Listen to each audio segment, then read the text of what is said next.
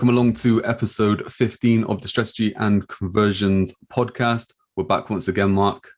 Yeah, number 15. It's just it just staggers me how many we've done. It just keeps growing. Incredible. You break it down as well. I mean, we've been doing it every week, sorry.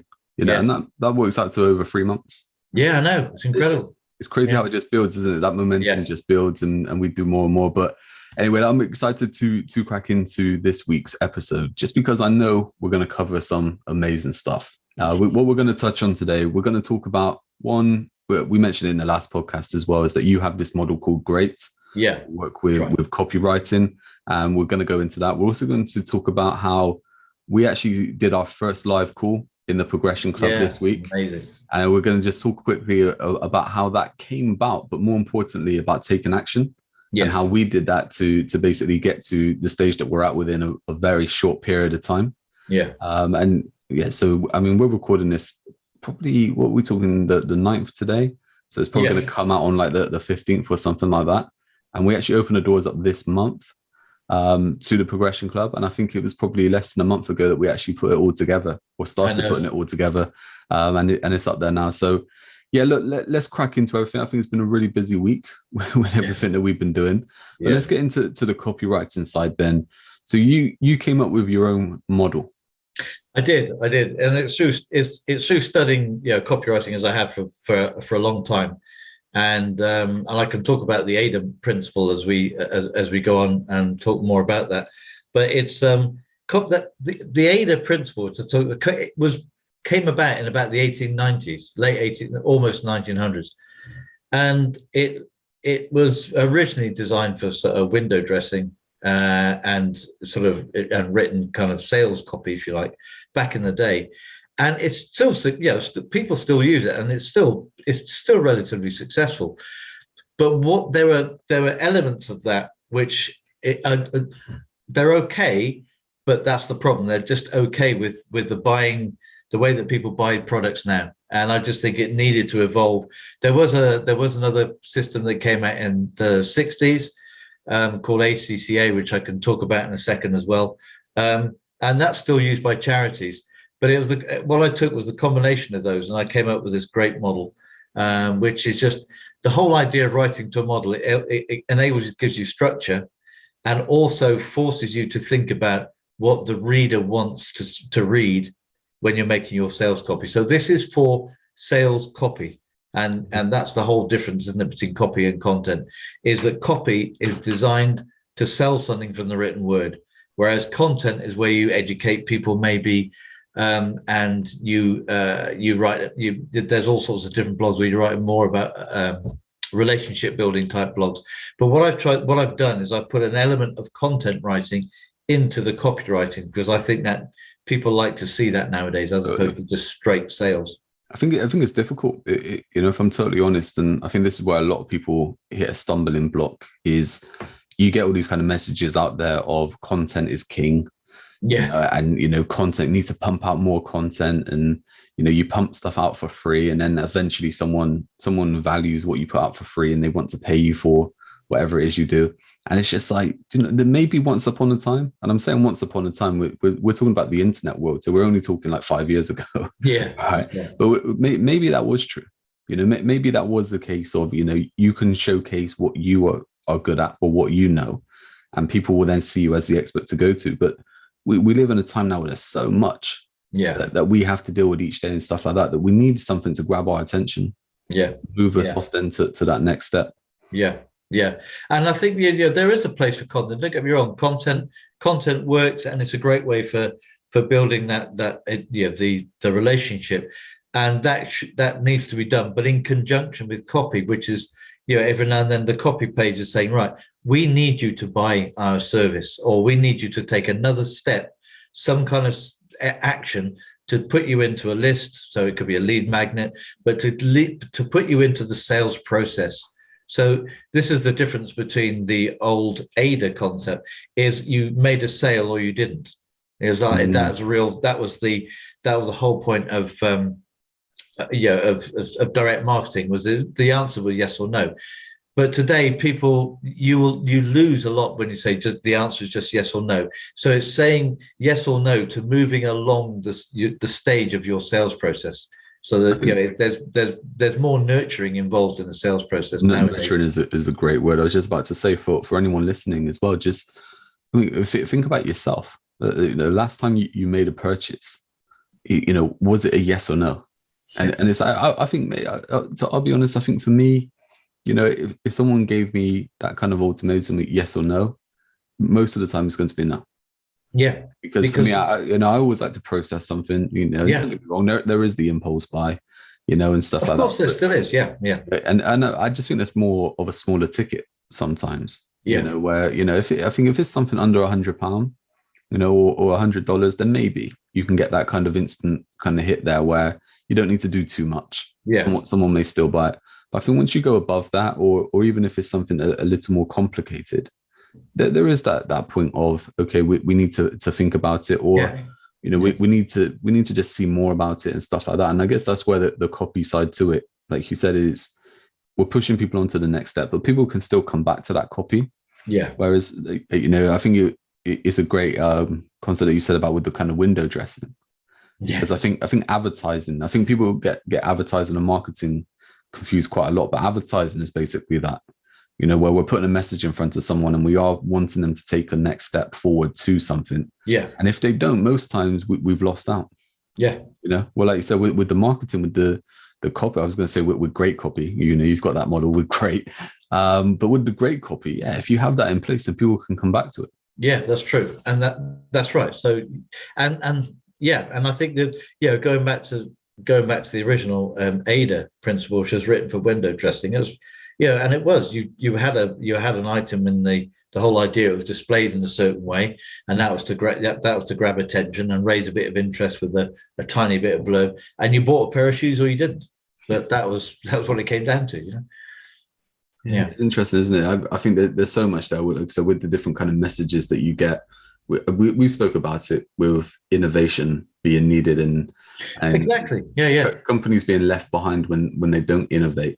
Yeah, and I think, like you said, when you've kind of fused together then things that won't work, or things that worked before but maybe aren't necessarily working as good as it is today, putting a spin on that for it to work today, basically come up with a new product that works. Just by improving. And that is, it's just improving the way that copy, I think, improves the way copy written. And people have been on to my training, and people who have actually started to use it have seen significant results. So it's been the whole concept has now gone beyond being tested out. It's now it now works for people. So it's I know we've got a slide that shows the GR.E.A.T model. Yeah, I'm going to just bring that up. So, I mean, obviously, you're going to talk through this. So, anyone listening on the podcast, you're going to talk through it anyway. Yeah. But anyone watching the video, obviously, you will get to see this. And this is this shows the 5 steps to great copy. I said this is a slide. We've actually paused a video of your masterclass where that's right. Yeah, the 5 steps to great copy. Yeah. But yeah, just talk us through the GR.E.A.T model then. Okay, so let me just quickly talk about the ADA and the ACCA. So ADA stands for attention, and to grab attention, to raise interest, and to create a desire to take action, and that is to buy the product, which is where the window dressing and the pair of shoes came in. Yeah, and that was, say, done back in the late 1890s, 1900s. Then in the 60s, there was another evolution, if you like, of copy that came on, which was called ACCA, which stood for action, conviction, challenge or something, and then another action, I think it was, and attention, sorry, is the first one. And that's used now by charities. So that model is used when charities say, this is the situation, so starving people in Africa. That's your attention grabbing. The conviction is this is what happens. This is what happens in their life. They don't eat. The rest of it. And then you get a challenge to take action, and then it's leave a donation. So you see a lot of that at Christmas time. Yeah, sure. No, there's no relationship building at all, which is fine because that's charities is trying to do that. So I've taken those two. and I've created this great model. So the whole idea of this is a model that people have in their heads when they're writing copy. And the grab attention is there just as the other ones are, because that's so important to grab attention with a really emotional driven headline that makes people stop to read. Raising the desire, it's same as the raising the interest in the AIDA one and the whole conviction of the ACCA. So those two are still the same. Mm-hmm. And you raise the desire by just raising that intensity of emotion. So if someone's having a severe challenge in their business, you kind of like expand on what that challenge is going to cause them. So if they have a cash flow problem, it isn't just a cash flow problem. It means the way they raise your desires by saying, and this leads to the fact you can't buy another, you can't have another set of services in your business to help you maybe delegate. For example, you can't afford to have a VA, or you can't buy that product that you know is going to help with you might need a new printer, for example. You can't do it because your cash flow is causing you problems. So raising that desire is letting people know what that cash flow problem can lead to. And then this is the part where it becomes interesting, because the E and the A are pieces that I think are missing from current copy. And that's the E is where we elicit three elements. Okay. That's where you start to build the trust with the person. So you explain that by saying that the person knows what they need to overcome that challenge. And it's kind of like the standard offering that people give. The affirmation all the way through is that you start adding in words that create an agreement with a person. So as they're reading your piece of copy and you're talking about different things, and you put in sentences like, can you see how that can work? You get a nod of their head. And that is a psychological sale already in their head. So they're starting to nod when they read things. Can you see how this works? Yes, I can. The more nods you can get, the more affirmations you can get, the more they're ready to buy, even before you reach the bottom of the page. So I talk about having call to actions and different, quite high up in the pages and all the way down, because, copy is about selling or getting them into the next step. I love it. And the respect part is saying, okay, these are the 5 points so we put a bullet point down, maybe of 5 points of this is the chat. This is what you need to overcome that challenge. And you say things like, you can see how that happens. Yeah, we could. But the respect parts, but we go a step further.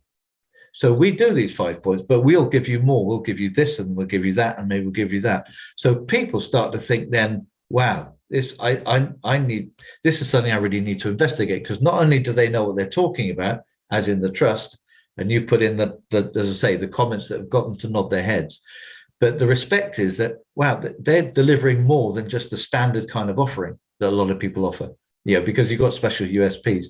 And then the authority element that comes in is where we weave in, you can't just put in whole testimonials sometimes on a sales page, although that happens nowadays, but where you weave in comments and testimonials. So you can put in parts of a testimonial and parts of a case study that make people want to read further.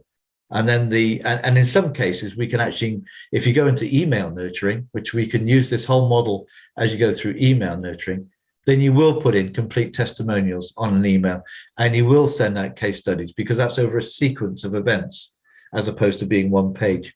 And the T, I put T in to transform as opposed to take an action as in the other ones. Because the T is to transform them from being a passive reader into an action taker. It's not necessarily getting them to buy the product there and then, because as we've said, a lot of people won't. But it's them to take action, to maybe click on something that gives more information, or click on a link that goes to the website, or click on a link that goes to a phone call for them to have more information. But what you've done is you've moved them from someone who's just reading something in a passive state to actually taking action on something that leads into them becoming part of your marketing chains and sales process. Hey, I think this is just unbelievable that we're sharing this on the podcast, right? I mean, there's this here. Again, I don't like to say like the secrets of marketing and stuff like that, but some of the stuff here is just incredible. I mean, the E, the E part of trust, affirmation, respect. I mean, it's amazing. I mean, that there is, any kind of salesperson, sales trainer will teach you this in regards to speaking with someone. Yeah. You're wanting to kind of get that across there. Yeah. The transform part, as soon as you said then, but T rather than taking action. Yeah. And we transform. That is it, isn't it? I mean, we spoke about, all the times on the podcast before where everyone is looking for transformation. They're looking from getting from point A to point B. Yeah. And that's what we want to do there. And again, even if someone doesn't take action on your page and you have done this correctly, that transform element is going to stick in the head. It's like you planting a seed. Yeah. And it's like they're going, I do want to get from point A to point B. Yeah. I haven't taken any action yet. So I'm going to have to go back and do that. Yeah. And this is as we said at the beginning of the podcast, it's you've planted a seed. People don't buy immediately. Well, in some cases they do. And that's why, the AIDA principle still does work. I'm not saying that doesn't work and that's dead. It still does work, but I don't think it works as well because people want to think about stuff. You said, right, this is what we do. You've gone through all this process. They're ready to transform. So they transform into someone who is now thinking about what you're offering, as opposed to saying, yes, I definitely want this, which, there will be an element of people who do that and desperately say, I need a phone call because I want to buy this now. And you have a call. And so you do have still call to action boxes. But for those that don't, there's going to be a call to action box where people want to just get more information. Classic thing when you have a phone call, when people, I've done this before, people trying to sell you stuff on the phone. And you say, well, have you got any can you send me that in an email with more information? How many times you've asked for that and they've blustered sometimes and said, well, we don't have that information. And you say, well, I want to be able to sit down and read something to take it in so that I can make an informed decision. And that's what we're doing here. And that there is, we had a podcast before, we talked about doubling your sales. Yeah. And we said about the fortune is in the follow-ups. Yeah. So the follow-ups meaning plural rather than just one. Yeah. And that whole kind of thing, like you said, with testimonials being into like a nurture campaign. I mean, yeah, it's great, isn't it? I mean, yeah. How many times can you just prove to someone that you can get the results, or you've been there before and done it before and stuff like that? So even that situation, like you said, someone, this here could be could be the copy to get on a call with someone, and then they the person isn't ready to go ahead for whatever reason. They say, can you send me some more information? And then it's just a case of you could follow up with that kind of testimonial and the information on the product. Yeah. And I think you mentioned, I think it was on a podcast a while back, I think you mentioned that so many people now want to see a case study before they'll buy. I think this was actually the last week's podcast that we did, where it was that there's a study that was done in the States recently with marketing. And it was that over 65% of people said that they would be more encouraged to go ahead by seeing a testimonial on a website or a sales page for that. And it's so it is that way though, isn't it? I mean, even I can remember from like growing up being into wrestling and Hulk Hogan, and it's like he was obviously like the big kind of the personal brand of wrestling at the time. And the endorsement side, I mean, they stuck him on everything, and any kind of adverts going and stuff like that. For him to endorse something, it means that you automatically think that it's good and stuff like that. Yeah. Whereas now we live in a time where we know, well, those people are just being paid to do that. Yeah, exactly. So we can get into a testimonial or a case study, and not just someone saying these guys are great or these guys did this or something. Great. But if they can break it down into going, if we went into like, say, the whole kind of weight loss or body transformation side, if they can say, do you know what, I hated the thought of going to the gym and stuff like that. Now I go 3 days a week and I love it. My body's changed from this to that. And it was all thanks to the method that so-and-so does. Yeah. It's going to do so much more for you. Yes. And as I mentioned, I think it was last week when we talked about the call, as I mentioned with case studies, the good thing about case studies is you can even then develop them to say, this particular person had this challenge and this is why they came to me. And that's so powerful because, let's talk about personal trainers. There are millions of personal trainers all doing similar, not all the same, similar things. But when you can put in the case study, well, this was the challenge they had. They had this, this, this, and this. And they saw some copy from me, or they saw something from me, and they came to me because, and then you can put down your USP of why they came to you. So straight away, the case study is filtered down automatically. So somebody reading that who has the same challenges will think, wow, yeah, I've got to see this person as well. And that's why case studies are so, so powerful.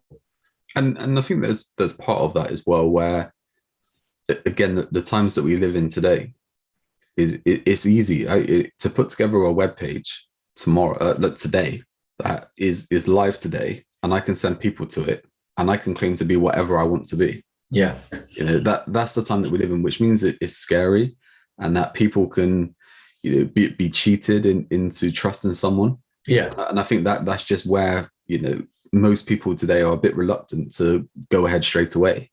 Yeah, because of that trust element. Yeah, I think that's big. That's a big thing. And I remember writing a blog, and I think we were talking about this earlier as well. And a call: do you have a bouncy website?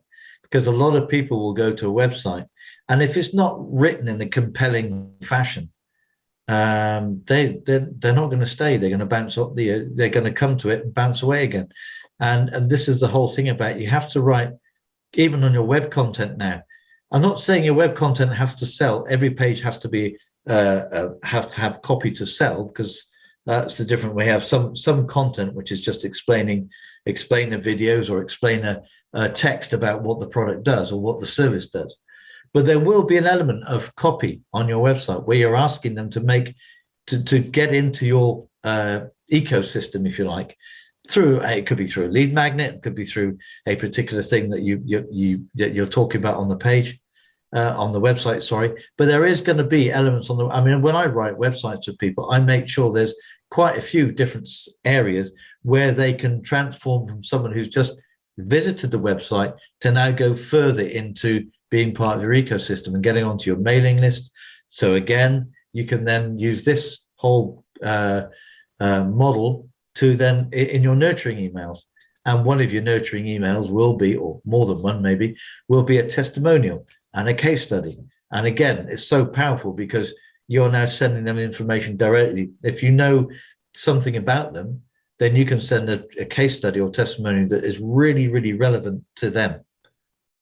It's so true. I'm going to just before I pick up on what I'm about to say, that I'm going to just close this page off. Okay. Yeah. But this, you probably see, if you're watching the screen, this is part of your masterclass. It goes on for about 45 minutes. Yeah. And we'll put a link, wherever you're listening or watching, we'll put a link if you want to go and buy this. I think, what was it? Is it something like 27 quid? Yeah, it's only 27 quid. Yeah. Just to, just to improve your copy, 5 steps to great copy. I mean, that's a steal anyway. Yeah. But we'll put that somewhere beneath, and we'll just come back to us then being on screen. Yeah.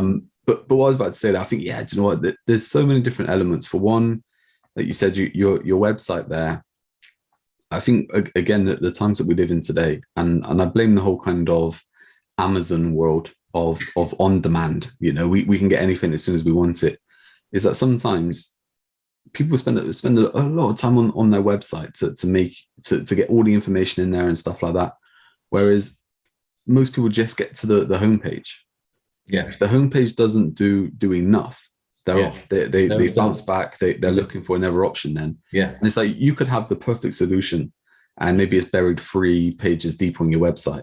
Yeah. But that person's gone because they don't see that you have it. So going back to that whole kind of like window dressing kind of statement of, I think that with window dressing, for example, is you are trying to grab someone's attention. And it comes yeah. Like, even with the likes of, say, a website, we still have to make them take the next step. Yes. I think so many times people think that the next step is to buy something. Yeah. Or even to sign up to the kind of nurture list, the email list. But that next step actually could just be to go through to read. Yeah. The blog or the sales page or whatever it is. Yeah. This is the thing, the next step on a website is for them to click onto another page or another something. So the whole idea is they come onto the website, they take some form of action that will lead them to something else. It still could be on your website, but the point is they've done something. And once people start clicking around and doing something, they're already, maybe albeit on the edges, but they're already in your world. If you get them to take some kind of action on the website, then at least they're, even if it's on the outskirts of your ecosystem, they're getting to know a little bit more about you. So the more areas where you can start to build that kind of relationship and stuff with them, then there's a good chance that they'll come back. I mean, if they've stayed for a while, it's likely that at some point they may visit it again. If they've bounced off, that's a difficult one. They may never come back again. I think this is a good time to kind of revisit the part of content and copy, because like you said, I mean content, the way that I kind of said about content versus copy, people say about content is king, but it isn't. I mean, content is still needed, right? Because it plays such a pivotal part in that whole kind of know, like, and trust sort of side to things. Of course. And the way I kind of see it as well, sometimes with blogs, for example, is people look at blogs as being either a case of it's just something to put on there, just something to put out, or they look at blogs as being more kind of a sales page, right? And I guess it is that case of having, I guess, a bridge between that content where it is of value, it is giving people something, but then it's helping push them on to that next step. At certain points. So it may not be a case of, like you said, push them straight onto a sales page or something like that, but maybe it's pushing them towards that next step of that thinking around the transformational side. I think so. Content is and you're right, it does get mixed up an awful lot. Content is, it can have a sales element in content, but content is normally where you're either educating about something, or you're doing something to build a relationship. And it could be, for example, content could be just that testimonial, and could be or a case study, and that's all content that's building a relationship. But you still definitely need to have copy, and the difference to me is that if copy is the selling part. So a sales page really is, the copy for a sales page is different to how it will be in content. Content is far more conversational and shows your tone of voice and all the rest of it. Sales page has that purpose of actually getting them to do something. Back in a while back, and some people still do this, sales page has the purpose of making a sale. For me, the sales page has the purpose of getting them to move and do something, to take action, to get into your ecosystem. No, totally. And I think that the reason I'm saying about that with the content side is I think a lot of people dismiss having a blog because they just see it as, a bit like kind of social media. You're just doing updates, and it's no kind of, real purpose to it. And I guess talking about social media, it's a good time to kind of bring that in as well. Because obviously that whole kind of thing of blogs and with social media and that content side, I've always likened this to having a shop and opening it each day. Mm-hmm. So that you let people know that you're in business. And it is that thing. It's not the case of you're always trying to sell to people. It's just a case of saying, look, we're in business. If you need us, we're here. Come to us when you need us. Again, planting that seed that you're the choice. That kind of line of marketing is that not everyone's ready to buy right now, but when they are ready to buy, you want them to come and buy from you. But then again, like you said, you need that sales part, similar to like we were saying in the podcast last week as well, is that now with a website, for example, you need that kind of general side that people expect, but you also need the sales funnel side, is that you're going to take people through, and that's where that, I guess for you as a copywriter, I guess that it is quite difficult to work out that thin line then. The content side to the copy side and back and forth. It does become more blurred, and I think that's simply because people, same old adage as we've spoken before on different podcasts. People love to buy, but they hate being sold to. Mm-hmm. So if you have a piece of copy that is just purely selling, buy this. Well, not quite that, but it's the message is you're going to have to buy this because your life is going to be so much better if you do buy this. People just, I think more and more people are now being just dissuaded from it. They don't want to know, but they still want to buy. So if they find a reason to buy, so that sales copy now has to include something. It has to include an element of nurturing and a reason, and more of a reason why they should buy from you, because it's the question, isn't it? That I think it's the why, isn't it? Why should I listen? Why should I listen now? Why should I buy? And why should I buy from you? And if you can answer those, because the last one, especially if I'm going to buy or if I'm going to move, why should I buy from you? Why should I transform with you? Why should I listen to you? And I think that's the point. It becomes twofold. So even a sales page now has to have the element of building that expertise and the trust. And that's why the G.R.E.A.T model, I think, it is a very fine borderline. And you could almost argue that the E and A part of the G.R.E.A.T model is your content, is your basis for making content. Yeah, I totally get that. Just as you were saying it then, it just reminded me again, thinking back to that kind of G.R.E.A.T model is that, it's just, like you said, it has just taken on the kind of time that we are today to fit in. Yeah, this is one an evolution. Yeah, that's exactly the evolution side, and I think this is a question then that I guess I have, and hopefully that this will help the listener as well. That headline, should that headline then? So we're talking about kind of that know, like, and trust, building that relationship.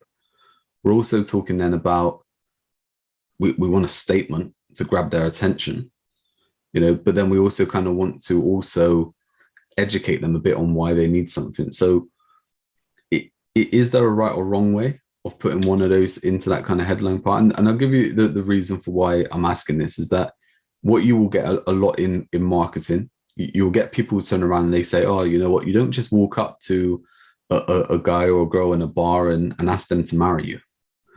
You have to go through that whole kind of process of getting to know someone. And that's all well and good. And I'm like, yeah, okay, I totally buy into that. I agree with it. However, how many times do you have the flip side of that, of the person that never goes up to the guy or girl? Yeah. And they never then take that next step. Someone else is muscled in and, they're talking to them. So you have to do something to either start off the conversation, right, to show the intent that's there, or you have to catch their eye in some sort of way so you actually put it back onto them.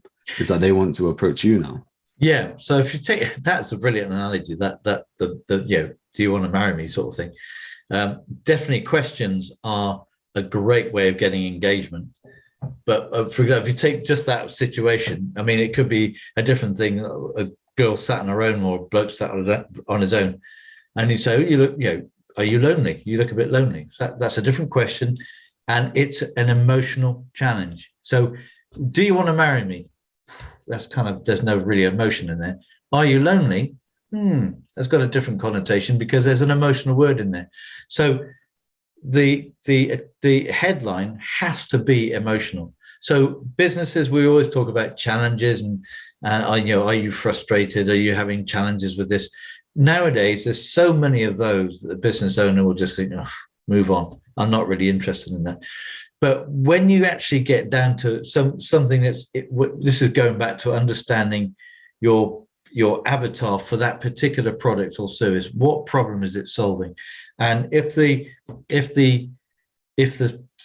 product you're solving is something about say helping them with a CRM system, or a VA maybe saying I can save you times, and you say, are you spending too much time doing this? Mm-hmm. Is spending this time crucifying the rest of your business? So questions need to go a level deeper. But I think one of the best headlines is a question headline. What I really like about that, the question headline, is actually what I think most people are missing out on when they're marketing a service or product, is that they're going straight into, you need this because. Yeah. And it's like that question side is the attention grabber. But so that question, Yeah. Someone's running through and it's like, I do have this question, Yeah. That's the thing. Yeah. How quickly does the punch have to come in then, after that to make them, to hook them in to either, taking that next step or them going, this is serious, I need to pay attention. Now go back to that whole kind of thing of the guy or girl in a bar, is that, again, I think it's a great analogy, and it's right. You won't just walk up to someone and say, hey, will you marry me, right? Yeah. But you have to do something. Yeah, you have to take appealing to them to think, okay, I'm interested. Yeah, yeah, and it's and so going back to the G.R.E.A.T model, for example. So the G is that headline. Are you lonely? Do you would you like some company? Or there could be all sorts of different connotations to that. But there's that that emotional headline. But then the next is the R, the raise the desire. And that's where you hit the emotional spot. When it comes to sales copy, you wouldn't necessarily do this if you were in a bar, but it's if they are lonely, the R bit deals with how does that make them feel? Mm-hmm. That makes them feel like they wake up every morning and they're not motivated to do anything because they just feel lonely all the time. They walk around not enjoying life. So they're walking around not like a zombie, but they're walking around like, they're not really enthusiastic about anything. So they're losing enthusiasm. They may be even losing confidence because they're not meeting anybody. So their confidence is dropping. So that first paragraph is all about, if they're experiencing this headline challenge, whatever that question is, then that first paragraph is peeling back the layers of the onion. So how is that showing up in their business? So if they don't have enough cash flow in their business, and they're not getting enough sales, then the implications are that they don't have enough cash in their business. They're working longer hours, possibly because they're trying to get the cash in their business. They're not seeing their family because they're working longer hours. So maybe there's a kind of a loneliness element coming in, and you can start chipping away at all these different things. So at the end of that first paragraph, you want the person to say, God, that's me. That's exactly the position I'm in. And if you can get to that and you think, wow, you've got them, then you've really hooked them and get them to read on. And that's where it's so important, like we've always said, isn't it? It's so important to know, I'm writing this piece of copy for a purpose. This is my target audience. The challenge they have is they're not sleeping well because they're worried about their staff issues, for example. Bang, that's your headline is, are staff issues keeping you awake at night? Are you losing sleep over your staff? It can be that simple, right? Yeah, that's the thing. And I think sometimes people think copy, they get a bit more confused and stuff. They get confused about what they actually need to write and what stuff needs to be added in and everything. But sometimes it is about just keeping it simple and getting straight to the point. Yeah. Definitely. But not being too forceful, like you said, is, I think that's again, it comes back to great, doesn't it? It is a great example of how that happens. But I guess a couple of things as well then, just to kind of ask on, and I think I think you've covered the whole kind of copy side of, amazing. We've looked at content and stuff like that as well. How does that measure up then to offline? So just say we went to, like, say, a networking meeting or something like that, because I guess a lot of our listeners will be marketing their business in different ways, and then maybe, networking and stuff like that. Yeah. Are we looking to really grab attention? And I guess as well, there's a similar thing to maybe, like, say, social media and stuff like that, is that we can't always guarantee that our ideal customer is in the room. Yeah. But those people, may know that person as well. So how are we articulating, what it is that we offer? Are we just generalizing it to the room? Are we planting that seed again that they know then when there is an issue they come to us? Yeah, I don't think we are, because I think if you put too general a message, no one gets it. No, it'll be too diluted. So the way I encourage people to write copy, even if it's a sales page, you are writing as if you're having a conversation with one person across the table. When you go to a network meeting, you won't broadcast. Well, in some cases you're going to broadcast what you do to everybody in the room. But what you're then going to do is go into a conversation with one person at a time, into a one-to-one conversation or whatever at some point. Now, you can broadcast what you do in a room, but more often than not, nobody pays much attention because there could be 30 businesses in the room. And normally when people are talking about it, if that first sentence doesn't grab them, they don't know what you do, they'll just lose interest, and there's so many people to take in. So even in a network meeting, this is the whole idea. When you go to a network meeting, people talk about networking before the meeting. Mm-hmm. You go and you look at somebody who you think is in your target, and you'll speak to them and say, and you start pleasantries and how you doing. So so what do you do, and what do you find a problem with nowadays? Bang. Okay, you're talking to one person and it's a conversation. That's how you write your copy as well. You imagine you've gone into the room, you've picked out a person, you've sat down with them, and you don't even say exactly what you do initially, because when you start a conversation with somebody, you're normally asking them, so how are you? What's your, what's the challenge? What challenges do you have? You're inviting them to talk. And this is the same thing with the copy, is that you're writing, but as if you're having the conversation and asking them what their problems are, and that they've replied and said, yes, that's the kind I am in that. I do have that problem. And you say, okay, this is how we can help you. This is how we can help you in your particular issues. This is when it comes on to the eliciting. This is the trust. This is the process you could probably need to go through, and then nodding their head. And then this is why this is the respect part. We go 2 or 3 steps more than that, because we do this.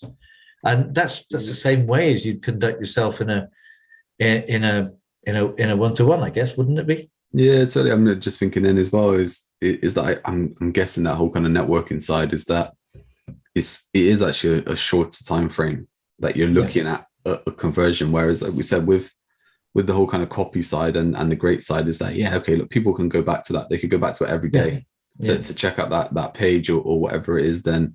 Whereas when you're in person, you are, I mean, my whole thing that I've spoke about over the past, I want to say 5 years of online marketing versus online or offline marketing versus online marketing is that what we need to do is basically infuse them.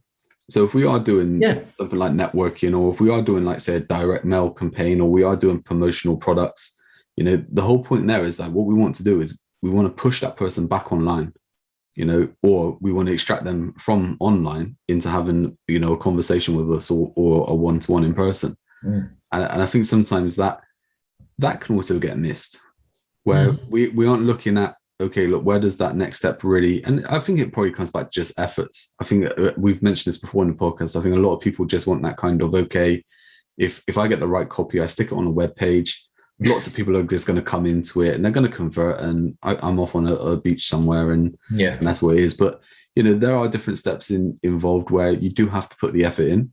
So it could be a case of, you are sending out a promo product, that person then is going online, they're reading something, they're signing up to an email nurturing campaign, then you get to a phone call with them. And it's like those steps that are involved there, is exactly the same as if you're networking with someone, exactly. And you say to them, do you know what, I've got a great blog on that. You can go off to read it. One thing I talk about again on the training, on the masterclass and on the other training I do, is that going back to copy, it's like every conversation. If you have continual conversations that aren't going anywhere, you'll never sell anything. So every conversation must have a purpose. Are you building a relationship, or are you trying to actually get them to take a next step? And this is exactly the same with the copy. Every piece of copy needs to have a purpose. So at the end, while you're writing, you say, right, what do I want them to be doing at the end of it? Is it to pick up the phone, or is it to click on and go to this link? And that's all you're trying to do. That piece of copy, you're not trying to sell multiple things, or you're not trying to give them multiple options, because confusion means they won't do a thing. So you're just trying to get them to take one action, and it's all about one action. I think that's the biggest problem that most people face, is that they're trying to do too much in one go.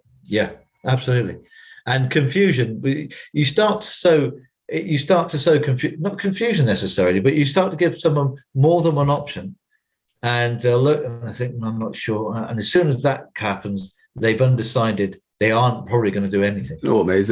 I can't remember if I mentioned this on the podcast before. I know it's in one of the days on the 21-day challenge that we've got to a better you, and we cover marketing, mindset, and business there.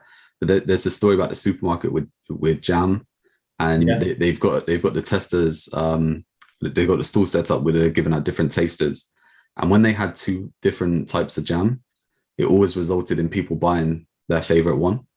Yeah. But when they put 5 different types of jam, no one bought it. Because it was just too many choices. Too many choices, yeah. And I think that happens just in marketing, in general. Yeah. Where I guess with everything, even coming back to, like, say, social media, coming back to your website and stuff like that, you're giving people so many different options. Yeah. Where you're trying to push them into doing something where I think part of the problem is as well is people are in a rush. So they look at it as they need something to happen. So that kind of stress focused of marketing, that feast of famine you mentioned, and that people are like, okay, look, I need to get some customers, so I can help you with this, I can help you with that, blah blah blah blah, and it's just too much, and people are just like, well, I don't necessarily know I need that. Whereas, like you said, you don't have to do everything in one go, so you can start putting more and more stuff out. And again, like I was saying, is that your marketing really is there, so that you're letting people know when they decide to come to you. You're the person to go to. Yeah. So front of mind. That's right. And that's why you have to be consistent. You have to be, you have to have that person reading something of yours on a quite a regular basis, so that you're always at the top of their mind.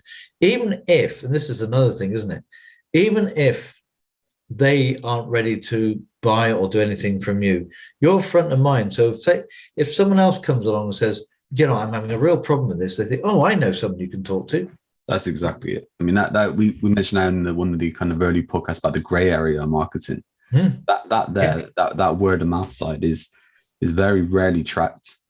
We can't track that. And do you know what? Then I was just thinking as well, like, you probably have someone listening where you're saying about, okay, look, we need to be pumping more stuff out to be front of mind, and they're probably thinking, well, I put something out last month, so that person knows, right, or something like that. I think of it this way. I think this is a great example, right? So we're in the UK, and if you're anywhere else, you can probably do this kind of thinking as well. If you had to think of the top kind of 3 or 4 supermarkets, right, you're going to roll out the big guns, right? Yeah. If you put on the TV, you'll see adverts from them every day. Yeah, absolutely. And these are multi-million, like multi-100 million pound companies, right? £1 billion pound companies that, they make a lot of money, but they have to stay in the game. Otherwise they become forgot about. If for instance, Tesco stopped advertising today, how long would it happen? And there's a great example, actually. There's I can remember reading something a while back, and they said that Coca-Cola is like one of the leading global brands, right? So most people know about Coca-Cola, but if it just stopped today, right, stop marketing and everything like that, within a certain time frame, I can't remember how long this time frame was, but it was just talking about kind of like the younger generations and stuff like that, is it will get to a point where they don't choose that. Where if they go into a shop and they see it, they're just like, well, what is that? Yeah, exactly. So they have to keep marketing. I think even to their customers. Yes. Totally true. I think because, again, the whole customer nurture is marketing to your customers. Because, again, coming back to the podcast, the other, I think it was last week, wasn't it? We've done too many, haven't we? That's the thing. We've done too many. We've done too many now. It's all in one. Is what extra value can you give your customers that they'll buy from you again? You don't get a customer just to sell to them once. Once they've sold to you, they're becoming a fan of yours, and especially if you've done a good job. And then, you ask for a testimonial, they give you a testimonial. They are really a good fan of yours, and so they almost are expecting you to give them something more. And if you don't, it's kind of think, oh, okay, someone else comes along, offers them something more. They may not go for it first time, but if you're still not interacting with them, they'll go for it the second or third time. That's it, yeah. And you lose them you may not lose them as a customer, they may still buy from you, but what you've lost is what the money they spent with someone else. And Massive, unfortunately, if you don't keep on that nurturing, you could lose them altogether. You know, mate, totally. I'm just thinking, I think that brings us on actually to just talk about us starting Progression Club, and we had the first live call this week. And the reason that I'm saying that is we're just talking there about, you know, nurturing to your customers. I mean, so if anyone doesn't know, we started Progression Club this month. This is like the first kind of product that we put together for strategy and conversions. Yeah. And the whole point is to create that kind of growth environment there for people who are doing their marketing, or they're doing marketing within a business or anything like that, or they're just looking to kind of take that next step in their business. And we've got the training, we've got the courses, we've got community, we've got unbiased assist, which to me is it's just gold, you know, where you can ask for help and we'll give it to you. But on the live call, we did the training. We answered several questions, which was really good as well. And on the live call, I did some training there about just putting together your metrics really for going from like 10K to doubling it, or even going to 80K if you just double these metrics. And all of that was front end. So we're talking about getting leads in, the conversion, you know, and how much they spend, you know, during that conversion. And all we were doing then is just looking at how we could increase those marginally, or even doubling them to equal our money. Yeah. We actually didn't even go into frequency or retention, you know, and we're already looking at, okay, how do we go from 10K to 80K? Well, we just double the front end. But actually, if we focus on frequency and we focus on that lifetime value side, you know, it's just phenomenal. You know, and that's where obviously all your money is spent on marketing and the acquisition cost, where actually people can be spending a lot more money with you than trying to get new customers. Yeah. And I think, you know, that whole back after sales process. So you have your sales and your marketing process, the steps you go through to create a sale, because everyone should, if they don't have one, everyone should have some kind of marketing and sales, consistent sales process, which I guess that most businesses do, even if it's in their head. But when it comes to making the sale and the customer buys, you then fulfill whatever it is you are gonna sell. There needs to be that customer nurturing process from day one. Thank you for buying. Then it's the next thing is, you know, and just maybe a bit more relationship building, whatever. Then it's, oh, we have this project you might be interested in. It's carrying on nurturing them, because that customer has made an investment in you, and they want to see the return on their investment, admittedly, but they're quite happy to make a further investment if they're going to get more value. It's all about the value all the way through. So the value leading to the sale, and then afterwards, what extra value can you keep giving them, and how frequently can you do it? Because the more value you give, like we said, people love to buy, don't like to be sold to. Once they're in your ecosystem and they start to really trust you, and you carry on offering more and more value, there's a good chance they'll keep buying every product you put out. That's exactly, isn't it? I think that there's a saying as well, that you only need 1,000 true fans to really make it, you know. And I think like that kind of statement now, I don't even think you need 1,000. No, I think you know, and that whole kind of 1,000 means that, you know, that there's only a small percentage or whatever that actually buy. But I think even that, you know, is, if you have the right kind of business model, where you have people on that kind of retention of they're buying every year or they're buying every month or whatever it is, you know, you don't need many to really that's make right. it happen. Yeah. And you know, some of the best models that I'm involved in, because I buy their services, but some of the best models are where they start you with a kind of a low ticket membership or whatever it goes on that you're paying on a monthly basis, and each month they keep offering you more. And if you don't buy the first time, eventually you think, yeah, that's quite good, I could do with that. So you buy something else. So your membership just goes up because they're now incorporating this next product, and then they keep going more and more. And the membership value that you pay each month, well, I pay each month, increases because you're getting you. But it has to come down to value. But the more value you give out, the more likely that you are just to think, well, I already paid the membership. I love what they do now. yeah, I'll buy this product as well. And that's a further membership. That's fine. You just put them on. And it goes on. And all of a sudden, what started off as a small revenue stream from that customer becomes pretty large. And you, like you said, and then that means you don't need many. That's exactly it. And like you said, it's having that ready to go.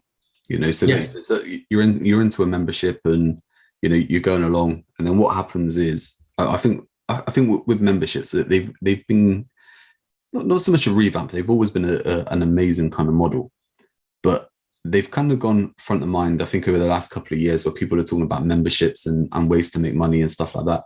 Yeah. And actually, most memberships either they don't take off, or they become stagnant and people drop off because that kind of attrition, that retention rate is quite low. And the reason for it, like you said, is it is that value. You need to be adding to it. Where I think so many people think that they can just put one thing up and it becomes a membership and they never have to touch it again, and people are going to just keep paying them every month. But if the way how they have really come about, back to being kind of front of mind, is more about subscription. So you think like subscription boxes that are coming out. So whether it's a case of this a new recipe, or it could be, it could be alcohol, it could be skincare, it could be weight products, or whatever it is, is that you're getting something new each month. Yeah. So even though you're paying the same each month, you're getting something new. Yeah. And you just have to be, and it's really good and stuff like that, and you can do that. I mean, we're doing that with Progression Club, in a certain way, is that we're charging a fixed amount. The price is going to be going up every couple of months. So that if you get it now, you're always going to get the lower price, but it's a fixed amount. And people they basically get stuff for however long they're a member, they will get more. But they also get the stuff then from the past. And they also get new stuff each month through like the likes of the live call. I mean, again, I'm saying it out loud, it's phenomenal what we're doing there.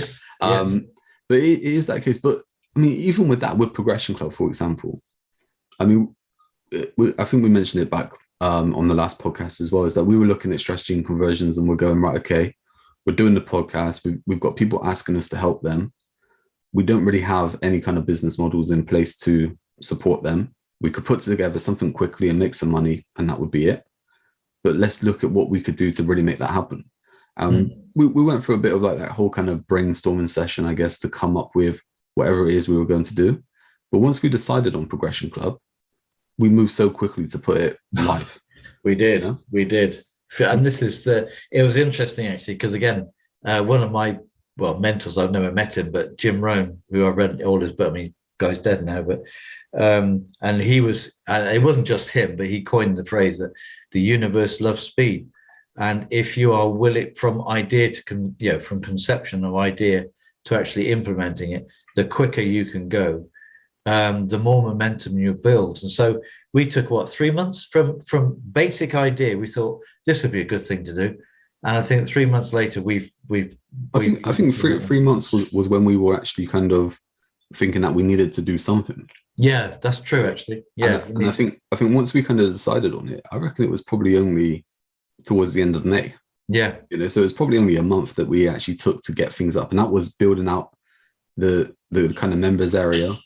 And the different elements for what they would get and stuff like that, to going live on the 1st of July, and opening the doors on the 1st of July, and then doing the first call this week. Yeah, exactly. And we've and this is the thing that we've been this is the classic kind of thing that has come out from training courses, and when we get new ideas. When we get new ideas, when there's a new idea, this is of the whole speed thing. New idea, say from a training we've been on, or an idea that we had when we were chatting, we get really motivated to put something together. So we thought, right, because I remember we ended the phone call, right, let's go for it, let's do it. And we were motivated, and we started working on it immediately. So we started to take action straight away, and then taking the action then builds momentum, because as you see things, you put things in place, and your momentum builds as well. And I've seen this so many times from training courses, especially, is that people will go to the training course, so they'll get all these new ideas, and they'll have this motivation to put them into action, but they never take any action. Exactly. So you never get any momentum, because you've broken the chain.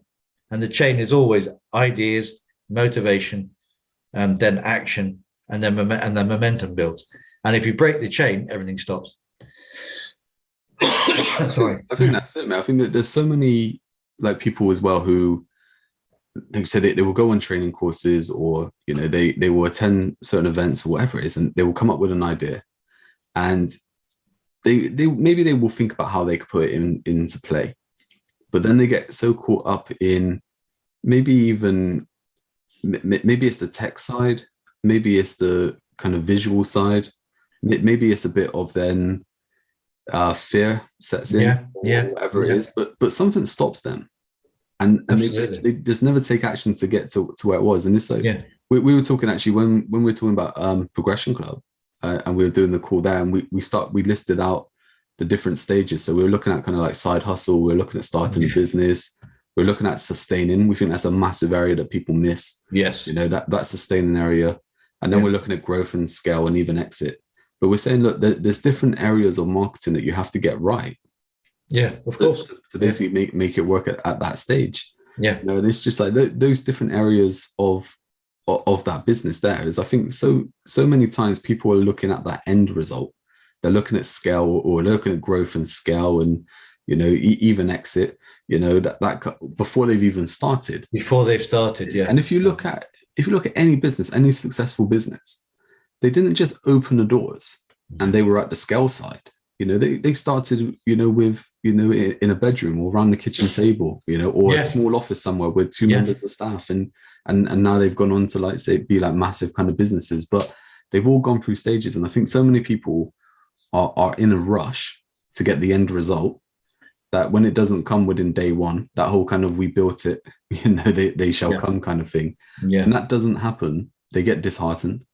And then they go, or like I said, they never even get to that point. They never start because they're looking at the right shade of pink to put on their website or something like that, And that's such an interesting thing, because I mean, like, you look at some like, you can Jeff Bezos, Amazon. You can look at Branson with Virgin. They didn't know. They had no idea what was going to happen. Branson saw there was an area for in the back in the day of vinyl albums being too expensive, so he just did mail orders through the post. He was still a student, and he had no idea what was going to happen, but he just started. He had an idea and he took action on it. And Bezos had an idea, took action on it. Bill Gates had an idea, took action on it. And that's the whole thing, isn't it? Because it's when your idea is fresh in your head, that's when you're most motivated, and that's when you need to start. More than planning, but planning first, obviously. But once you start those plans in place, good is good enough. It doesn't have to be the perfect end product, because it's never going to be. It's always going to improve. It's always going to improve. And that's the thing as well, is you can improve it. Yeah. I think so many people want the perfect solution right now, that they're not happy with something that works or something that, isn't. No, that's right. That they're thinking. Don't get me wrong. I mean, there is that kind of element where, if you're looking at maybe, say, like a high-end kind of client or a high-ticket offering or something like that, you have to be pretty sure that you can deliver. Yeah. And it has to look pretty nice in whatever it is that you're delivering. But people you're not starting at that level. No, exactly. I think so many people are trying to get that perfect product or that perfect service before anyone's even bought it. Yeah, it's like you said, getting the colors right on the website. I think so many times. I think that to me, I think, is probably one of the biggest stumbling blocks is a website. I think many people hit it where they go, okay, I'm in business, I need to get a website. Yeah. 3-4 months later, they haven't done anything because the website isn't ready. Because the website's not ready. And what intrigues me, and I know that brand is important, but it's this thing, I've got to get, what brand shall I use? At this, you want to get the thing out first, whatever that thing is, whether it's a product or a service. Get it out. The brand changes. You can rebrand. You can change this. You can build a website. You can change it around. You get some more cash flow going to business. Get someone else to build your website. I mean, we were talking about this the other week, weren't we? With Nike, for example. Yeah. So you've got Nike. You've got the logo, and it's like I think they paid next to nothing for the logo, right? It was they had someone kind of in working with them. They said, we need a logo. We'll pay you X amount of money. Just come up with something. Yeah. They kind of come up with the swoosh kind of thing. And that was great. But it's like, for one, okay, that Nike logo means nothing really today, No. right? But everyone knows it, everyone buys into it and stuff like that. They buy into that brand. But the best part is that they weren't even called Nike when they started. They didn't have that logo. They were called Blue Ribbon Sport. Oh, that's right. You remember you telling me, yeah. So it's like so they came out with Blue Ribbon Sport, and they came out with the shoes and all this kind of stuff, and they were already in business before they decided, okay, look, we're going to make the transition now. Well, if they would have sat down going, right, we need to come up with the killer logo, that killer logo and that killer brand and everything like that before it worked, and you know what? There's probably a bit of luck within there as well, is that they actually had a tennis player wear their trainers. That actually then, you know, got some traction. Got them kind of moving forward, you know, and they had some runners before that and stuff like that where, you know, it helped the business. It was just like that whole kind of stuff. Like I said, so many people, I've got to get the perfect logo, you know, or I've got to get the right font, or I've got to get the right kind of brand colors and stuff like that. And it's like you said, it's all good stuff and it's all important stuff. But I think to me, it's important stuff on a level. So once you get to, say, you know, that small business kind of realm, it makes sense, you know. But when you're just starting up, you don't even know if your idea is going to work yet. Proof of concepts, all that kind of stuff, it's got to work. So the logo, the logo, I say it's immaterial. It's not, as you said. The more once you start building, you can change things. But also, if you want to get into logo and branding, as you've got a product launch out there and you've got some cash coming in, then you can start thinking, right, okay, am I the right person to design my own logo? Probably not. But now I've got money here, I can give it to someone to do. And again, I don't know how many iterations you think about Coca-Cola. How many times have Coke changed their logo over the years? Thousands of times, I think. Doesn't matter, because people still know that they were Coke, because originally they started buying it, people started thinking Coke. In fact, Coke didn't come in for a long time. It was still Coca-Cola for a while, until they realized that people called it Coke. Exactly. Yeah. You know, so there it went. Crazy. And that is a big thing as well in regards to that change, is sometimes you have to you know, take action in regards to staying on top of your market and stuff like that.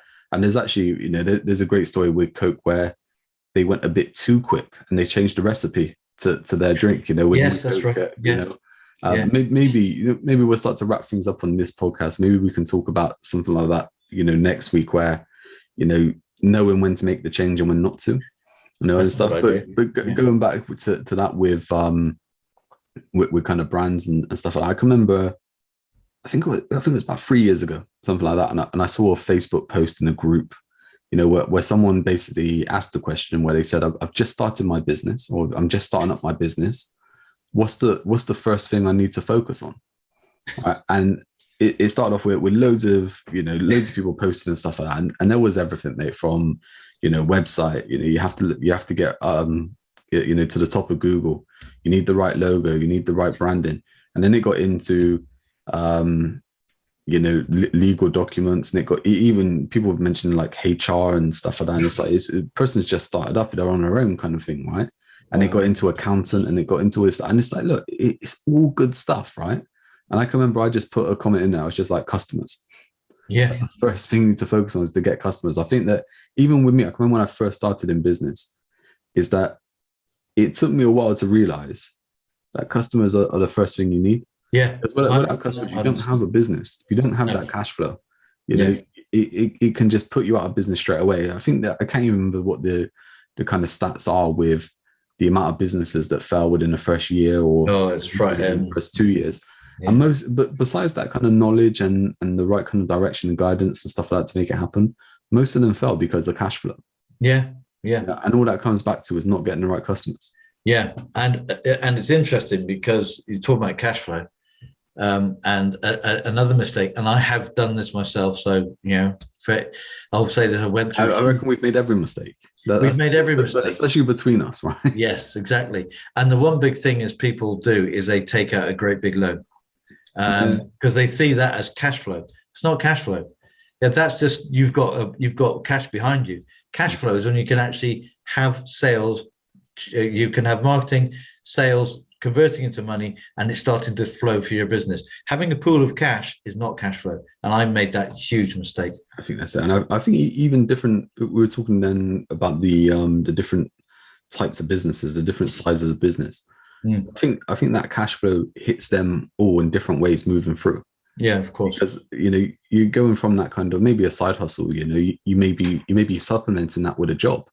It doesn't mean there's actually a business there and you're making money from it, because you're actually putting money into it from other sources. And then we get to start up, and you actually need some sort of funds to start up. Yeah, especially for a short period of time. And then when you get into sustaining, every business needs to get to that point where they sustain. And they have that kind of regular income coming in, instead of that feast to famine. Where's the next customer coming from? That there's that normal kind of income coming in.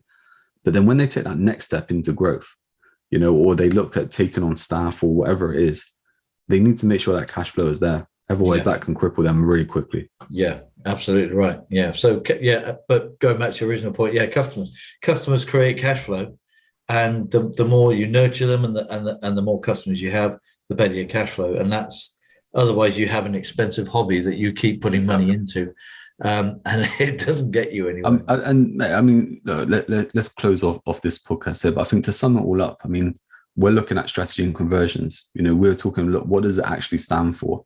What is it we're really trying to do with it? And that there is exactly it. Is that it can become an expensive hobby.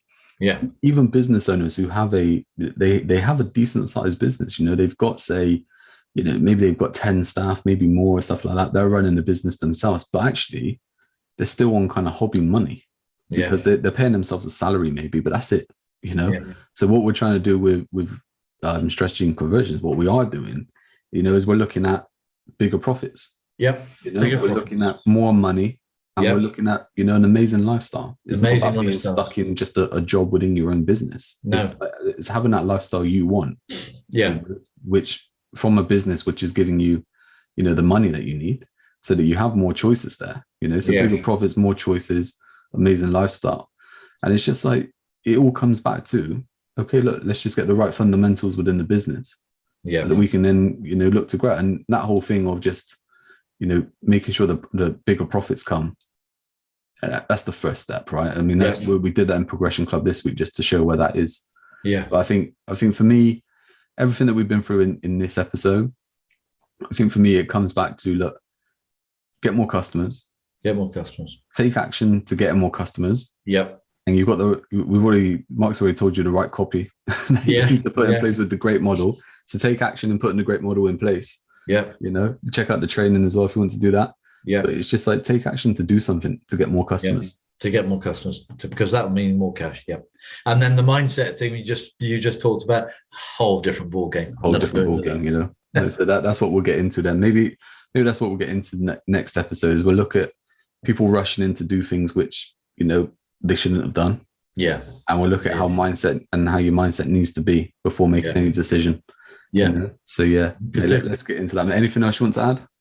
No, that's fine. That'd be great. I think we've covered a huge amount already. Again, we always do. yeah. Brilliant. Cool. All right, Mike. Okay. I'll catch you next time, mate. It's always been a pleasure. And with you. Okay. Cheers. Cheers, Jamie.